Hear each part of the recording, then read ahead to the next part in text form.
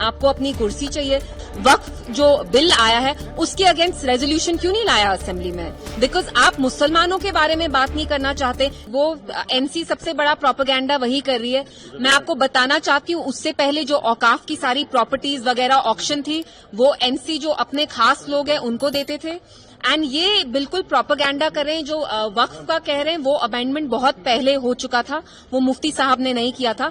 And Farooq साहब आज की डेट का बताएं, आज की डेट में उनके जो बेटे हैं वो चीफ मिनिस्टर हैं, उनके 50 एमएलए हैं। कर्नाटका ने, वेस्ट बंगाल ने, तमिलनाडु ने वक्फ के अगेंस्ट रेजोल्यूशन लाने का डिसाइड किया। तमिलनाडु ने ऑलरेडी लाया। हमारे चीफ मिनिस्टर क्या कर रहे थे?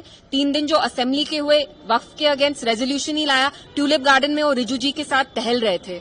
तो ये क्या इनकी ऑलरेडी एक अंडरस्टैंडिंग है बीजेपी के साथ कि हम वक्फ के बारे में यहां बात नहीं करेंगे, इसके अगेंस्ट कोई रेजोल्यूशन नहीं लाएंगे? तो फारूक साहब शुड टेल अस कि उनकी पार्टी ने वक्फ जो बिल आया है उसके अगेंस्ट रेजोल्यूशन क्यों नहीं लाया असेंबली में?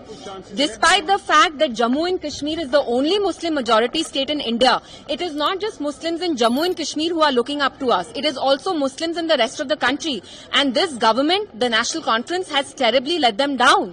बिकॉज आप मुसलमानों के बारे में बात नहीं करना चाहते। 370 तो आप नॉर्मलाइज कर ही रहे हैं। आप 370 के बाद जो इंडिया में बाकी मुस्लिम्स के साथ गलत चीजें हो रही हैं, जैसे वक्फ है, we know it's anti Muslim, Muslims को डिसएम्पावर करने के लिए बिल लाया गया है। एनसी उसके बारे में भी नहीं बात करना चाहती। क्यों नहीं बात करना चाहती? क्योंकि आपको इक्तिदार से मोहब्बत है, आपको अपनी कुर्सी चाहिए। तो फारूक साहब शुड ऑल्सो टेल अस कि जब वो चीफ मिनिस्टर थे औकाफ में क्या क्या होता था, सबको पता है। शॉप्स किसको ऑक्शन की जाती थी, औकाफ में कितना करप्शन था। मुफ्ती साहब की वजह से 3 साल चीफ मिनिस्टर रहे और उसकी वजह से, उनकी वजह से औकाफ में एक ट्रांसपेरेंसी आई, अकाउंटेबिलिटी आई, जो एनसी के टाइम बिल्कुल नहीं होती थी। देखिए, सबसे पहले जो फारूक साहब ने कहा कि स्पीकर ने ठीक किया क्योंकि ये सब जुडिस है, ये सब जुडिस नहीं है। सुप्रीम कोर्ट में अब तब तक वो मसला नहीं गया था। और दूसरी चीज, सब जुडिस तो फिर 370 भी है, तो आप तो 370 के बारे में भी कहते हैं आप लड़ाई कर रहे हैं।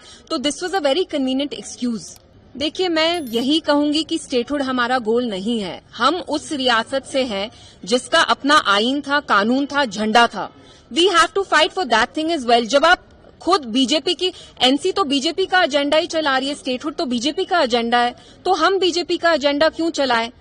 तो फारूक साहब शुड ऑल्सो टेल अस कि जब वो चीफ मिनिस्टर थे औकाफ में क्या क्या होता था, सबको पता है। शॉप्स किसको ऑक्शन की जाती थी, औकाफ में कितना करप्शन था। मुफ्ती साहब की वजह से 3 साल वो चीफ मिनिस्टर रहे और उसकी वजह से, उनकी वजह से औकाफ में एक ट्रांसपेरेंसी आई, अकाउंटेबिलिटी आई, जो एनसी के टाइम बिल्कुल नहीं होती थी। देखिए, सबसे पहले जो फारूक साहब ने कहा कि स्पीकर ने ठीक किया क्योंकि ये सब जुडिस है, ये सब जुडिस नहीं है। सुप्रीम कोर्ट में अब तब तक वो मसला नहीं गया था। और दूसरी चीज, सब जुडिस तो फिर 370 भी है, तो आप तो 370 के बारे में भी कहते हैं आप लड़ाई कर रहे हैं।